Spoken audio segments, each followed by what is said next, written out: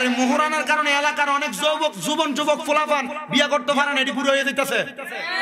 আমরা এটিয়ার লাগে ফোলাফান বিয়ে করেন না, কি খুশি হইতো না? অনেক বেড়ায় ফোলা কামাই ঠিক নাই দেখা মোহরানা বেশি দিতে পারতো না, লাগে বিয়ে করে না। দইরা 22 বছর বয়স হলে ফোলাফানটা তাড়াতাড়ি বিয়ে করাই দিবেন। বিয়ে করে মাইয়ার বাপের বেদ থাকবো, ফোলার বাপের বেদ থাকবো। ফোলা অবৈধ যে সম্পর্ক ফেম করতো, এটা না করে ফোলা মোবাইলে সুন্দর করে নিজের বললেও কথা কইব। কথা বলেন না কেন? অনকালা ঠিকই আল্লাহু আকবার কইতেন কোন আই না, অনকালা নিজের পক্ষে কথা ডেলিভারি দিত না। তাহলে 22 বছরের ফোলাফানের বিয়া, 22 বছরের ফোলাফানের বিয়া, 22 বছরের ফোলাফানের বিয়া মোহরানা বেশি ধরা বন্ধ করতে, মোহরানা বেশি ধরা বন্ধ করতে, যৌতুক মুক্ত সমাজ গড়তে, যৌতুক মুক্ত সমাজ গড়তে। আর আপনি যদি যৌতুক লন, আপনার ফুলারে বিয়ে করান না, বিয়ে দেন। কথা কয় না কেন? আর এ ফুলারে বিয়ে করে যে করে আনবেন যৌতুক 5 লাখ লইয়া, এ বেডিরে আপনি দমক দিবেন, বেডি উল্টা হুতা দিয়ে বাড়ি গিয়ে থোতা ভেঙে গেল। কথা কয় না কেন? বেলুন দিয়ে বাইরে বাইতে যাইতে, কারণ বেডিরে আপনি কিনে আনছেন না, আপনার ফুলারে বেডির কাছে বেচে দিছেন। কথা বলে না কেন? এবার নিজে সিদ্ধান্ত নেন, ফোলা বিয়ে দিতে বেলা 3 লাখ যৌতুক লইবেন না মোহরানা দিয়ে মাইয়া আনবেন। কথা কয় না কেন? কি হ্যাঁ, খুশি হওয়ার কথা না। বিক্ষাবৃত্তি শুরু হয়ে গেছে সমাজের ভিতরে। ফোলাফান্ডি জিনাবে বিচারে লিপ্ত, বিয়ে দিতেছেন না আপনারা। আপনার কি টাকার লেগে ফোলা বিয়ে করানো? না না, চিন্তা করে হুজুর ফোলাটা বিয়ে করলে যে 1.5 লাখ দিব, এটা দিয়ে একটা মিশুক কিনে দিব, আমার ফোলাটা তো ফাইন উপরে দাঁড়াইতে পারবো। কথা কয় না? 1.5 লাখ দিয়ে একটা মিশুক কিনলে ফোলা নিজের ভাই দাঁড়াইবো, তখন কেমন ভাই দাঁড়াইছে মুরব্বী বুড়ে। আল্লাহ বোঝার তৌফিক দাও। আমি নজর আইতো নর কালা। অনেকে চিন্তা করতেছে, যা চিন্তা করছিলাম ফোলাটা বিয়ে দিয়া যৌতুক টাকা লইয়া এবার খেতে রোয়াড়ি ফালা, কিছু দেন আছে রিসুদ করিম সুদের টিয়ারি। আল্লাহ কয় কবরে আসার টানা ডিড়ি ভেঙে গেলাম বাস দিয়ে বিটে। ঠিক না? আমরা তেমনি ঠিক কর মনে করবো বিশ্বকাপ, কাতার বিশ্বকাপ আরেকটা শুরু হয়েছে জায়গা।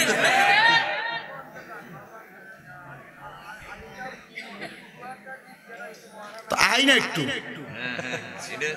মানে আরে আর জায়গা তাইতাম দিতেন না কেন? আপনারা বিশ্ব রোড এটার ভিতরে গাড়ি যখন চলে তো দেখবেন এটারে গাড়ি ওভারটেক করণের লাই মাঝে মাঝে গাড়ি ডাইনের তুন বামে যান লাগে। তো আই তো আরো আজ বুঝাইতো না, ডাইনের তুন বামে যাইতে হবে। এটি যে ঠিক ঠিক কইছে, অন এটির কথার দাসটা এগুলোর নজর সব আমার দিকে আছে। অন কথাটা কইলে কামে লাগে, বুঝেন না কেন? বুঝবেন। বাড়ি কিন্তু কুমিল্লা, 14 গ্রাম আমার সদর, মাঝখানে কোনো থানা আসেনি কোনো, মিল্লা জিল্লা কুমিল্লা। আল্লাহ বোঝার তৌফিক দান করুন। আমিন না জোরে কও না তোমরা। বিয়ের ব্যবস্থা করে দিছি। তাহলে বেশি দেরিতে বিবাহ দেওয়া চলবে না, বেশি দেরিতে বিয়ে দেওয়া তাড়াতাড়ি করতে হইব। আল্লাহ বোঝার তৌফিক দি। আর যদি নির্দিষ্ট বয়সে আবার না করান তো এবার আমনের ফোলা লগের বাড়ির মাইয়া লইয়া ভাগবো। ওমা কথা কয় না? এবার দোষ কিন্তু বাপের উপর হইব, এবার বিচার বাপের ওন লাগবো। ফোলা কিল লাগে ভাগলো কারণ ফোলারে প্রাপ্ত বয়সে বিয়ে করাইছে না। জবান খুলে উচ্চ কণ্ঠে বলা যাবে কি সুবহানাল্লাহ। আমার মুসলমান ভাই বাবারা, এবার নবী বলেন আর 5টা পুরস্কার পাবে আখিরাতে। ইয়া রাসূলুল্লাহ, আখিরাতের মধ্যে 5টা পুরস্কার কি আপনি নবীর কাছে জানতে চাই? নবী আমার ডাক দেয়া বলে উম্মত, ও আমি নবীর উম্মতের দলেরা, আর বাকি 5টা পুরস্কারের মধ্যে প্রথম পুরস্কারের কথা শুনলে তোমরা ভয় পাওয়া যাইবা।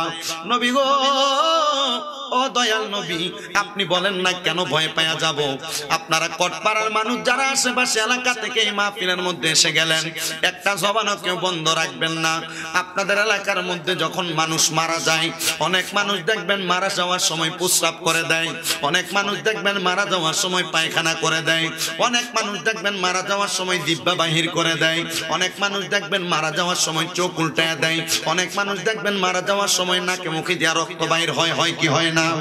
ও মুসলমান, সাহাবায়ে কেরাম বলি ইয়া রাসূলুল্লাহ, নবী গো, ও দয়াল নবী, আপনার কাছে জানতে চাই মানুষ মারা যাওয়ার সময় কেন এমন অবস্থা হয়? নবী আমার ডাক দিয়া বলে, ও আমার সাহাবায়ে কেরামের দল, একটা মানুষ যখন ইন্তেকাল করে, আজরাইল যখন তার সামনে দাঁড়ায়া যায়, আজরাইলের ভয়ঙ্কর চেহারা যখন ওই বান্দাটা দেখে ফেলে, ওই চেহারাটা দেখার পরে গো, ওই বান্দার ঘাড়ের রগগুলা ঠাস ঠাস করে ছিঁড়ে যায়, হাতের রগগুলা ছিঁড়া যায়, পায়ের রগগুলা ছিঁড়া যায়। বান্দা তখন আজরাইলের ভয়ঙ্কর চেহারা দেখে সহ্য করতে পারে না। আজরাইল যখন তার বুকটার মধ্যে হাত দেয়, বান্দার হাতের রগগুলা ছিঁড়া যায়। বান্দা আজরাইলের ভয়ঙ্কর চেহারা দেখে প্রস্রাব পায়খানা করে দেয়। বান্দা জিহ্বার মধ্যে কামড় দিয়া দেয়, ইয়া রাসূলুল্লাহ, নবীজি, আমরা তো আজরাইলের ভয়ঙ্কর চেহারা দেখে মরতে চাই না। নবী কয়, শোনো, আল্লাহকে দুনিয়াতে আল্লাহ বইলা ডাকো গো, তাইলে তুমি আজরাইলের ভয়ঙ্কর চেহারা দেখে মরবা না। আখিরাতের মধ্যে 5টা পুরস্কারের মধ্যে 1 নাম্বার পুরস্কার হইল ঈমান নিয়ে মরণ হবে। ইয়া রাসূলুল্লাহ, জানতে চাই আখিরাতের 2 নাম্বার পুরস্কারটাকে আপনি নবী বলে দেন। নবী আমার বলে, মানুষ যখন মারা যায় অন্ধকার কবরে নামাই বিসমিল্লাহি ওয়া আলা মিল্লাতে, বলেন কি বলেন না? ওই রাসূলের মিল্লাতে অন্ধকার কবরে মানুষকে নামায়া দেন। নামায়া দেওয়ার পরে ওই কবরের মধ্যে বাঁশ দেওয়া হয়, দেয় না? বাঁশগুলা দেওয়ার পরে চাটাই দেওয়া হয়, চাটাইগুলা দেওয়ার পরে মাটি দেওয়া হয়, হাতের মধ্যে মাটি। মিনহা খালাকনাকুম ওয়া ফিহা নুঈদুকুম ওয়া মিনহা নুখরিজুকুম তারাতান উখরা বলে মাটিগুলা দেওয়া হয়। ওই মাটিগুলা দেওয়ার পরে আমি জানতে চাই বাবারা, ওই কবরের মধ্যে কোনো লাইট দেন, আলোর ব্যবস্থা হয়? মোমবাতি দেন? না না, ওই কবরে কোনো আলোর ব্যবস্থা নাই। সাহাবায়ে কেরাম বলে, দ্বিতীয় পুরস্কার বুঝি এত আরাম। আমার নবী কই, ওই কবরে যাওয়ার পর একটা মানুষকে যখন কবরে শোয়া দেওয়া হয় গো, ওই মানুষটা কবরে বড় কষ্ট পায়। আলো নাই, আলো নাই বলা বলা মানুষটা চিৎকার করে। একটা সমুদ্রের মধ্যে মানুষকে, সমুদ্রের মধ্যে নৌকা ছাড়া ছাইরা দিলে ওই মানুষটা সমুদ্রের মধ্যে যেমন অসহায়, আলো ছাড়া অন্ধকার কবরে একটা মানুষ তেমন অসহায়। নবী বলেন, ইমানদার বান্দা দুনিয়াতে আল্লাহ বইলা ডাইকা যদি মারা যায়, মারা যাওয়ার পরে তার অন্ধকার কবরের মধ্যে আমার আল্লাহ পাক একটা নূরের আলো জ্বালায়া দেয়। এবার বান্দা ডাক দিয়া বলে, আল্লাহ, ও দয়াল আল্লাহ, আমার কবরটার মধ্যে কেন নূরের আলো? আমি তো দুনিয়াতে এমন কোনো ভালো কাজ করি নাই।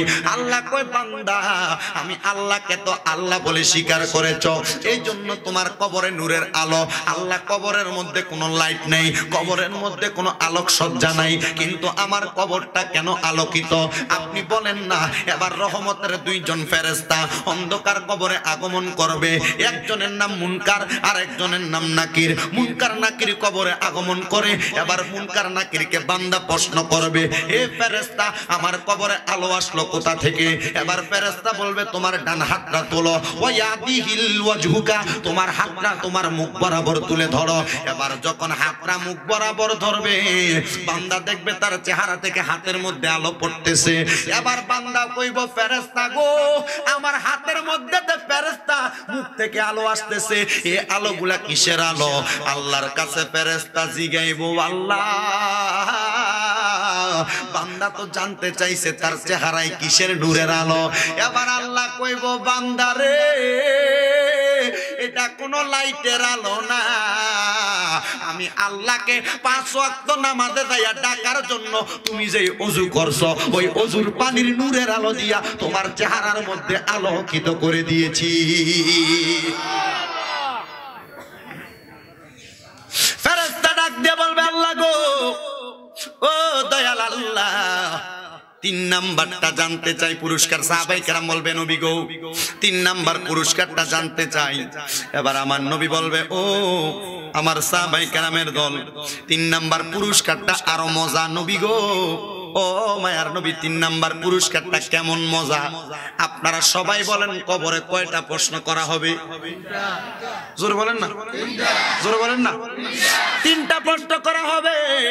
1 নাম্বার প্রশ্ন মান রব্বুকা, 2 নাম্বার প্রশ্ন ওয়ামান দিনুকা, 3 নাম্বার প্রশ্ন ওয়ামান নাবিয়ুকা ওয়ামান হাদার রাসূল। এই 3টা প্রশ্ন যখন আপনাকে কবরের মধ্যে করা হবে, নবী আমার বলে যদি ঈমানদার দুনিয়াতে আল্লাহ ডাইকা মরতে পারে গো, আমার আল্লাহ ঈমানদারকে কবরে বিনা সওয়ালের জবাবে ফুলসেরাত পার করে দিবে। সুবহানাল্লাহ। আর জবান খুলে বলেন না সাহাবায়ে কেরাম বলি ইয়া রাসূলুল্লাহ, এবার 4 নাম্বার পুরস্কার আখিরাতে কি? নবী আমার বলে 4 নাম্বার পুরস্কারটা বড় আরো মজার পুরস্কার। ও নবী গো, 4 নাম্বার পুরস্কারটাকে আপনি জানায়া দেন। নবী বলেন ফুলসেরাতের কথা তো তোমরা শুনেছো। ও মুসলমান, ফুলসেরাতরা কেমন যদি আপনাকে প্রশ্ন করা হয়, আপনাদের এলাকার মধ্যে গাং যেটাকে বলেন, খাল যেটাকে বলেন, নদী যেটাকে বলেন, ওই নদী পারাপারের জন্য ব্রিজ দেয় কি দেয় না? বাঁশের হাক্কা দেয় কি দেয় না? ওই নদী পারাপারের জন্য যখন বাঁশের জন্য একটা ব্রিজ তৈরি করা হয়, নবী বলেন ওই বাঁশের ব্রিজ দিয়া তো তুমি পারাপার হইতে পারবা, কিন্তু নবী আমার বলে উম্মত গো, ওই ফুলসেরাতরা পার হওয়ার জন্য তোমার কোনো দামি ব্রিজ দেওয়া হবে না। ফুলসেরাত পার হওয়ার জন্য ব্রিজে কোনো সাপোর্ট থাকবে না। এটা সুতার চাইতে চিকন, একটা চুলের চাইতে চিকন, ওইটার আশেপাশে কোনো সাপোর্ট থাকবে না। হীরার চাইতে দাঁড়ালু, এটা তরবারির চাইতে দাঁড়ালু। উম্মত তুমি পার হইতে পারবা না। তবে যারা দুনিয়াতে আমার মনিবরে ডাইকা মরতে পারে গো, আমার আল্লাহকে ডাইকা মরতে পারে, ওই ব্যক্তি ফুলসেরাত রাস্তার পাশে দাঁড়াইব আর বিসমিল্লাহ কইয়া কদমটা রাখবো। বিসমিল্লাহির রহমানির রহিম পড়ার পরে ওই বান্দা পড়বে কালিমায়ে তৈয়্যিবা, লা ইলাহা ইল্লাল্লাহু মুহাম্মাদুর রাসূলুল্লাহ সাল্লাল্লাহু আলাইহি ওয়াসাল্লাম। বান্দা যখন এই বিসমিল্লাহ পয়রা এক কদম রাখবো আর দ্বিতীয় কদম দিব, আসরে পায়েরে কালিমা তৈয়্যিবা পয়রা বান্দাটা আবার চক্ষুটা খুইলা দেখবো ফুলসেরাতের রাস্তাটা পার হয়ে গেছে। সাহাবায়ে কেরাম কয় নবী গো, ও মায়ার নবী গো, আপনার কাছে জানতে চাই 5ম পুরস্কারটা কি? নবী কয় বড় মজার পুরস্কার।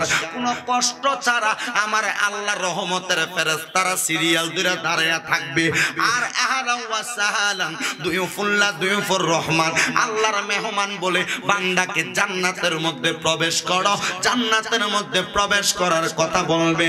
হে আমার 14 গ্রামের কটপাড়ার মানুষ, ও আল্লাহর বান্দা নবীর উম্মতের দল, যেহেতু আমার আল্লাহকে ডাকলে এতগুলা ফায়দা, আমার আল্লাহকে ডাকলে 10টা পুরস্কার, আল্লাহকে ডাকলে 5টা পুরস্কার দুনিয়ায়, 5টা পুরস্কার আখিরাতে।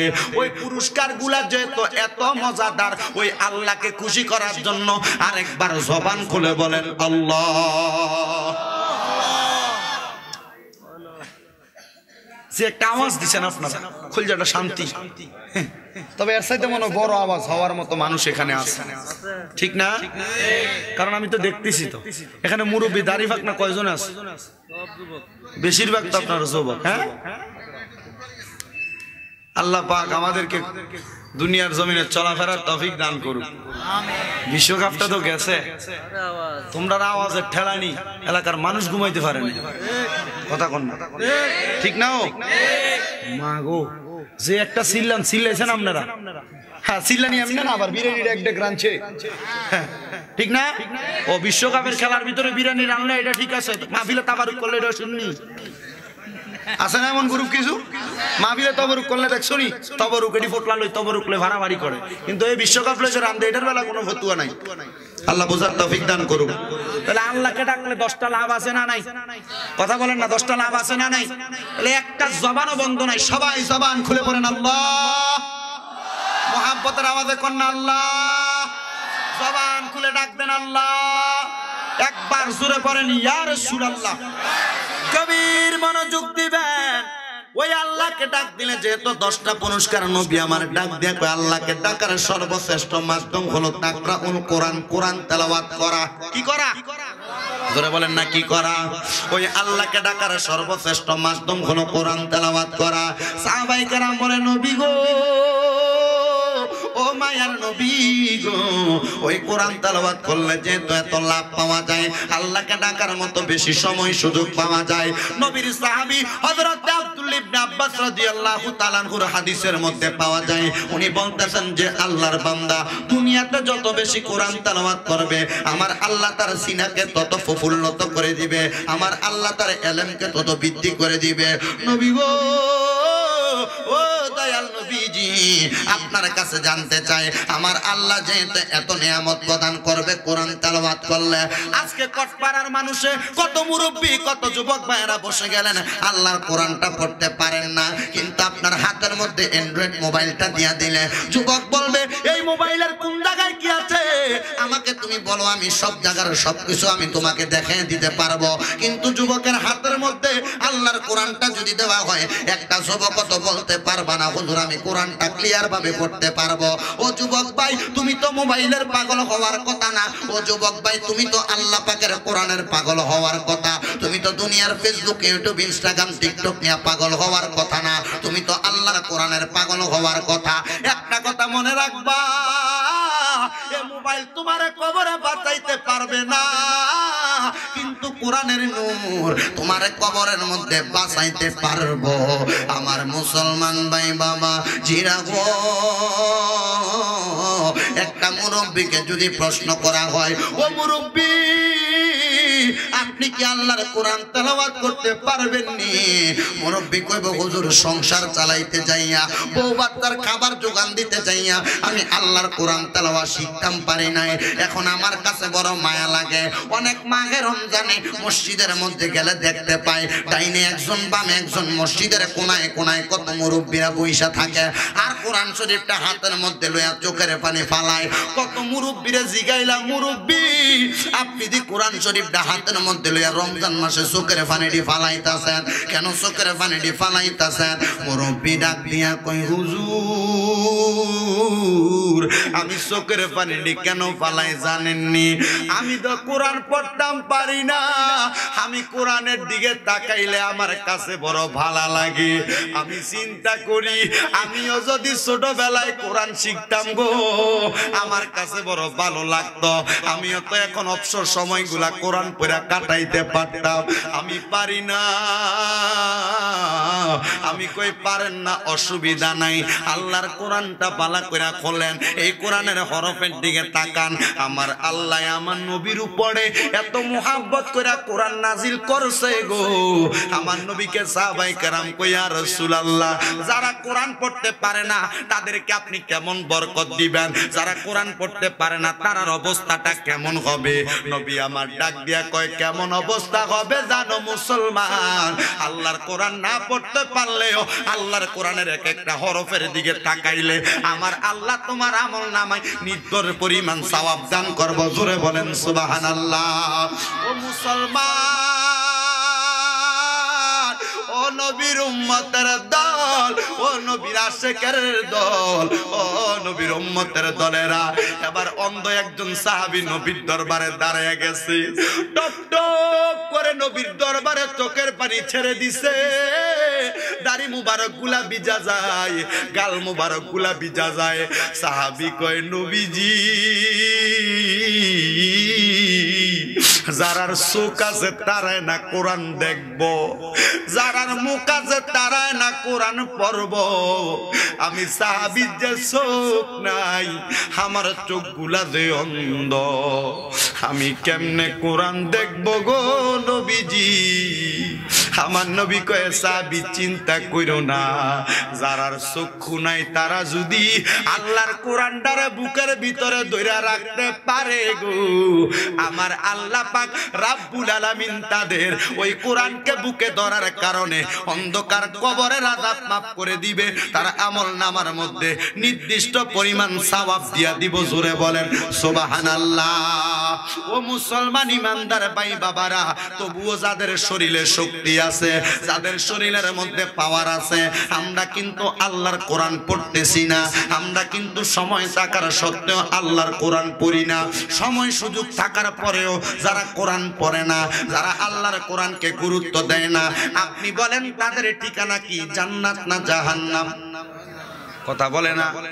এই জন্য একজন আশিক বলে, ওরে দিবে তোরে দুজকের আগুনে নিরঞ্জনে, দিবে তোরে দুজকের আগুনে, বলেন দিবে তোরে দুজকের আগুনে নিরঞ্জনে, দিবে তোরে দুজকের আগুনে। হায় হায় বয়স যখন পড়বে বাটি, সঙ্গী হবে বাঁশের লাঠি, কিছু কিছু কম শুনবি তুই কানে, হায় রে কিছু কিছু কম শুনবি তুই কানে। বয়স যখন পড়বে বাটি, সঙ্গী হবে বাঁশের লাঠি, কিছু কিছু কম শুনবি তুই কানে, হায় রে কিছু কিছু কম শুনবি তুই কানে। ওরে বল কমিবে হাতে পাই, বল কমিবে হাতে পাই, বল কমিবে হাতে পাই, পেশার মাথা ঘুরায়, ছোট অক্ষর দেখিবি না নয়নে নিরঞ্জনে, দিবে তোড়ে দুজকের আগুনে, বলেন দিবে তোড়ে দুজকের নিরঞ্জনে, দিবে তোড়ে দুজকের আগুনে। ও তোর শিশুর পরে যৌবন এলো, কত জনে ফল পাইল, কেহ নাহি পারে তোমার সনে, যুবক রে কেহ নাহি পারে তোমার সনে। যুবক ভাই, এলাকার কোন মুরব্বী যদি তুমি অন্যায় করলে ডাক দেয়, তুমি মুরব্বীটাকে ডাক দিয়া বলো কানের কাছে জ্ঞান জ্ঞান করবেন না, মুরব্বীর কথাটা ঝাড়ি দিয়া ফালাইয়া দাও। না না না, এমন কাজ করা যাবে না। আপনার যৌবন বয়সে শক্তি আছে, শিশুকালে কিন্তু শরীরে শক্তি ছিল না, কিন্তু বয়স যখন কমে যাবে আপনার কিন্তু এই শরীরের শক্তি আস্তে আস্তে কমে যাবে। এই জন্য আশিক রাসূল বলে, ও তোর শিশুর পরে যৌবন এলো, কত জনে ফল পাইল, কেহ নাহি পারে তোমার সনে, হায় রে কেহ নাহি পারে তোমার সনে। ওরে 40 বছর হইলে পার, কল কবজায় ধরিবে জঙ্কার, 40 বছর হইলে পার, কল কবজায় ধরিবে জঙ্কার, আসলি ঘুরবে পিছনে পিছনে, হায় রে জম ঘুরিবে পিছনে পিছনে নিরঞ্জনে, দিবে তোড়ে দুজকের আগুনে, বলেন দিবে তোড়ে দুজকের আগুনে নিরঞ্জনে, দিবে তোড়ে দুজকের আগুনে। তাই এমন একদিন আসবে চলে, বুক বাসাবি নয়ন জলে, নবীর কথা পড়বে সেদিন মনে, ঠিক না? নবী তো কইছিল বুড়া বয়স আমার আগে তোমরা তাড়াতাড়ি কোরআন শিখো। নবী তো কইছিল বুড়া বয়স আসছে, চোখে দেখো না, কোরআন বুকের মধ্যে রাখো, পড়তে পারো না তাকায় তাকায় কান্দো। ওই সময় কইবা আরে নবী না কইছিল, এখন তো নবীর কথাই সত্য। এজন্য আশিক এটার সুরে সুরে বলতেছে, ও তাই এমন একদিন আসবে চলে, বুক বাসাবি নয়ন জলে, নবীর কথা পড়বে সেদিন মনে, হায় রে নবীর কথা পড়বে সেদিন মনে। ওরে গায়ের জোরে বললে কথা, নবীর প্রাণে লাগে ব্যথা, গায়ের জোরে বললে নবীর প্রাণে লাগে ব্যথা, চিরদিন তুই থাকবি না ভুবনে নিরঞ্জনে, দিবে তোড়ে দুজকের আগুনে, বলেন দিবে তোড়ে নিরঞ্জনে, দিবে তোড়ে। আমার বন্ধুরা, ও মুসলমান ভাই বাবারা, মরণের সময় আসার আগে একটু মুহাব্বতে কোরআনের সঙ্গে সম্পর্কটা লাগাইবেন। আল্লাহ পাক যেন আমাদেরকে কোরআন তেলাওয়াতের মাধ্যমে দুনিয়ার জমিনের মধ্যে সুন্দরভাবে চলার তৌফিক দান করে। এই জন্য একটা মানুষও জবান বন্ধ রাখবেন না, সবাই জবান খুলে আমার আল্লাহ পাকের কোরআন তেলাওয়াত করবেন। ফি শান হাবিবিহি ওয়া মাহবুবিহি ওয়া মা'শুকিহি মুখবিরাও ওয়া মুবাশশিরাও ওয়া আমিরা, ইন্নাল্লাহা ওয়া মালাইকাতাহু ইউসাল্লুনা আলান নবী ইয়া আইয়ুহাল্লাযীনা কন্যারে বিয়া দিতে হযরতে ওসমানের কাছে। ওই মাইয়া গুলার নাম হলো হযরত উম্মে সালমা উম্মে কুলসুম। আমার নবীজির দুইটা মাইয়াকে হযরতে ওসমান একসাথে বিয়া করে নাই। এক নম্বরে উম্মে সালমারে বিয়া করছে, করার পরে যখন হযরতে উম্মে সালমা ইন্তেকাল করছে, আমার নবী কই ওসমান ও হযরতে ওসমান, আমি নবী তো তোমারে বড় ভালোবাসি, আমি নবী তো তোমারে বড় মোহাব্বত করি, আসো ওসমান আমার দ্বিতীয় মাইয়াটারে তোমার কাছে বিবাহ দিব। হযরতে উম্মে কুলসুম রে এবার বিবাহ দেওয়া হইল। হযরতে ওসমান উম্মে কুলসুমকে বিবাহ করার পরে এবার আমার নবীর তৃতীয় মাইয়া হযরতে ফাতেমার বিবাহের বয়স হয়ে গেছে। মক্কা মদিনার অনেক মানুষ নবীর কাছে বিয়ার প্রস্তাব দেয়। ও মদিনার রহমাতাল লিল আলামিন নবী, কোনো টাকা নাই, কোনো পয়সা নাই, কোনো ধন নাই, আমরা জানি আপনি টাকা পয়সা ওয়ালার কাছে মাইয়াটা বিয়া দিবেন নি। মক্কার বড় বড় ধনী মানুষগুলা নবীর কাছে প্রস্তাব দেয়। আমার নবী কয় এত মানুষ প্রস্তাব দেয়, আমি যদি সবাইরে ডিঙ্গাইয়া একজনকে বিবাহ দেই তাহলে সবার মনে কষ্ট চাইব। আমার আল্লাহ আমি নবীকে কষ্ট দেওয়ার জন্য পাঠায় নাই। আমার আল্লাহ আমি নবীকে রহমাতাল লিল আলামিন বানাইছে, মানে সবার কাছে রহমত বানায়া পাঠাইছে। আমি কেমনে সবার মনে কষ্ট দিব গো? এবার আমার নবী রহমাতাল লিল আলামিন নবীজি ডাক দিয়া কয় ও মক্কাবাসী, ও মদিনাবাসী, আমার মাইয়া ফাতেমারে যদি তোমরা বিবাহ করতে চাও, আগামী কালকে ফজরের নামাজের পরে তোমরা মসজিদে নববী অথবা মসজিদে হারামের কাছে আসবা। আমার নবী যখন এমন প্রস্তাব দিলেন, এবার সবাই যখন উপস্থিত হইয়া যায়, ওই জায়গার মধ্যে সবাই আছে, নবীর একটা সাহাবী নাই, যার নাম হলো হযরতে আলী রাদিয়াল্লাহু তাআলা আনহু। সবাই যখন উপস্থিত হইয়া যায়, এবার নবীর দরবারে হযরতে আলী আগমন করছে যুদ্ধ থাইকা। এবার আয়েশা দেখে আর ডাক দিয়া কয় নবী গো, আমি তো দেখতাছি আপনার দরবারে মানুষের কোনো অভাব নাই, এত মানুষ কেন? নবী আমার ডাক দিয়া কয় আমার মাইয়া ফাতেমারে বিবাহ করার জন্য অনেক মানুষ আমার কাছে প্রস্তাব দিয়েছে, কিন্তু আমি কারে তুইয়া কার কাছে মাইয়া বিয়া দিমু, এজন্য আমি নবী একটা প্রতিযোগিতার আয়োজন করছি। নবী আমার ডাক দিয়া কয় সাহাবীরা,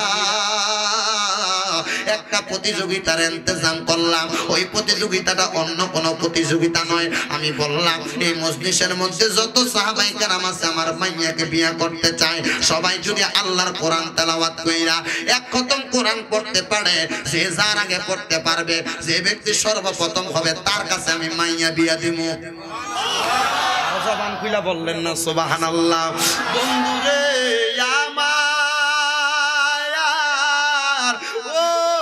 পাড়ার বাবারা, ও আমার 14 গ্রাম উপজেলার বন্ধুরা, একটু মনোযোগ দিয়ে শুনবেন রে বাবারা। এবার আমার নবীর দরবারে সকল সাহাবায়ে কেরাম উপস্থিত হয়ে গেছে। এবার সবাই কোরআন তেলাওয়াত শুরু করে দিয়েছে। কেউ ওযু করতেছে, কেউ কোরআন খুলতেছে, কেউ সূরা ফাতিহা পড়ছে, কেউ সূরা বাকারার অর্ধেক পর্যন্ত সইলা গেছে। এমন টাইমে সব মজলিসের মধ্য দিয়া হযরতে আলী রাদিয়াল্লাহু তাআলা আনহু, মানে জিনাকে বেলায়েতের বাদশা বলা হয়, হযরত আলী পেছন থেকে হাত তুলা কয় নবীজি আমার কোরআন খতম শেষ। সুবহানাল্লাহ, জোরে কইলেন না সুবহানাল্লাহ? জসিম ভাইয়ের কষ্ট সাদস্তান। আমার নবী সকল সাহাবায়ে কেরাম অবাক, ইয়া রাসূলুল্লাহ, ও মায়ার নবী গো, আমরা তো এখনো কেউ সূরা ফাতিহা পড়ি, কেউ সূরা বাকারা পড়ি, আবার কেউ মাত্র ওযু করছে। হযরত আলী এটা কেমন কথা কয়? নবী গো, হযরত আলী মনে হয় যুদ্ধ থেকে আসছে, এই জন্য হযরত আলী মনে হয় অর্গুমার কারণে এমন বলতেছে। কয় না, সাবধান। আমি বললাম আনা মাদিনাতুল ইলমি ওয়া আলিয়ুন বাবুহা, আমি হইলাম ইলমের শহর, হযরত আলী হইল সেই শহরের দরজা। নবী কোন কেউ কিছু বলবা না, আলী সামনের দিকে আসো। হযরত আলী দাঁড়িয়ে গেছে নবীর সামনে। ইয়া রাসূলুল্লাহ, বেয়াদবি হলে maaf করবেন, আমার পিতামাতা আপনার কদমে কুরবান হোক। বয়সের দিক থেকে আমার নবীজির চাইতে দেখতে হযরত আলী রাদিয়াল্লাহু তাআলা আনহুর বয়স ভারী ছিল, তবে কোনোদিন নবীকে মুহাম্মদ কইয়া ডাকে নাই। সব সময় ইয়া রাসূলুল্লাহ নবী বইলা ডাকতেন। কিন্তু আমরা এলাকার অনেক মৌলভী সাহেবরা ফতোয়া লাগা দেই ইয়া রাসূলুল্লাহ বলা যাইতো না, এটি ফালতু। মুসলমান, বাহাকি শরীফের হাদিসের মধ্যে পাইলাম হযরত আবু সাইদিন রাদিয়াল্লাহু তাআলা আনহু বলেন, আমি দেখলাম বনু কুরাইশ গোত্রের মানুষ আমার নবীকে ফাকালা ইয়া রাসূলুল্লাহ কইয়া ডাকে। হযরত আলী কয়, নবী গো, নবী গো, ও দয়াল নবীজি, ও মায়ার নবীজি, আপনি নবীর কাছে জানতে চাই, আপনি বলেন আমি আলী যে বললাম আমার কোরআন খতম শেষ, নবী আপনার কোন সাহাবায়ে কেরাম তো মিথ্যা বলে না। ও নবী গো, আমার নবী কয়, হ্যাঁ আলী তোমার কথাটাই সত্য, তবে তুমি কেমনে কোরআন খতম এত তাড়াতাড়ি করলা, তুমি তাড়াতাড়ি আমার সাহাবায়ে কেরামের কাছে বলে দাও। সব সাহাবায়ে কেরাম বলে, হ্যাঁ বলো। হযরত আলী কয়, ইয়া রাসূলুল্লাহ, একদিন আপনি নবীজি মসজিদে নববীর মধ্যে ছিলেন, আপনি নবী বলেছিলেন আপনার কোন উম্মত যদি মাত্র 3 বার সূরা ইখলাস পড়ে, কয়বার? মাত্র 3 বার সূরা ইখলাস পড়ে গো নবীজি, ওই ব্যক্তির এক খতম কোরআন সওয়াব হইব। নবী আপনি বলেন আমার কোরআন খতম হইছে নি, আমি 3 বার সূরা ইখলাস পড়ছি। আমার নবী কয়, আলী ওয়াল মাউইজাতিল হিকমার দোহাই দিয়া হিকমতের মাধ্যমে তুমি আলী পরীক্ষায় পাস করছো। জোরে কইলেন না সুবহানাল্লাহ? সুবহানাল্লাহ। কি দিয়া পাস করছে? হযরত আলী কয়, নবীজি তাহলে আমার কাছে আপনার মাইয়া ফাতেমারে বিয়া দিবেন? হ্যাঁ অবশ্যই দিব। আমার নবী কয়, আলী বিয়া যে করবা, তোমার তো কোনো টাকা নাই পয়সা নাই, মোহরানা দিবাটা কি? বর্তমান সমাজে 10 লাখ 20 লাখ 30 লাখ মোহরানা। অনেক ফলাফান মোহরানা লেগে বিয়েও করতে পারে না, কথা কয় না কা? যৌতুক চাওয়াটা যেমন হারাম, মোহরানা নির্ধারিত তাইকা বেশি বাড়াইয়া কওয়াইটো হারাম। কথা বলে না কেন? মুসলমান ইমানদার ভাই বাবাজিরা গো, এই জন্য মোহরানারে ফাতলা করবেন। নবী বলছে মোহরানা নির্ধারণ করবে যে ফলার বিয়ে হইব, যে মাইয়ার বিয়ে হইব, তারা 2 জন। আর বর্তমান সমাজে মোহরানা নির্ধারণ করে এলাকার সমাধিরা যাইয়া এর পরে। আপনার কথা বলেন না কেন?